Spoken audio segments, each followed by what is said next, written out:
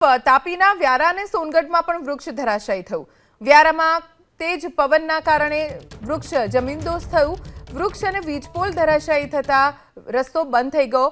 સોનગઢના જૂના ગામમાં વૃક્ષ ધરાશાયી થયું છે। પારીક ફળિયામાં મંદિર પાસે એક ઝાડ પડી ગયું। મહાકાય વૃક્ષ વીજ ટ્રાન્સફોર્મર પર પડ્યું। વીજ ટ્રાન્સફોર્મર ઉપર પડવાના કારણે વીજ વાયર રસ્તા ઉપર આવી ગયા છે।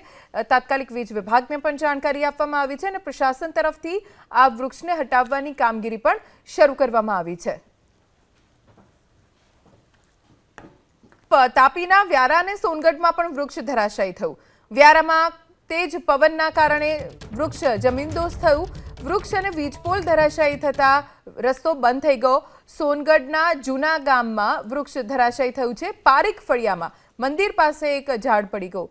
મહાકાય વૃક્ષ વીજ ટ્રાન્સફોર્મર પર પડ્યું। વીજ ટ્રાન્સફોર્મર ઉપર પડવાના કારણે વીજ વાયર રસ્તા ઉપર આવી ગયા છે। તાત્કાલિક વીજ વિભાગને પણ જાણકારી આપવામાં આવી છે અને પ્રશાસન તરફથી આ વૃક્ષને હટાવવાની કામગીરી પણ શરૂ કરવામાં આવી છે।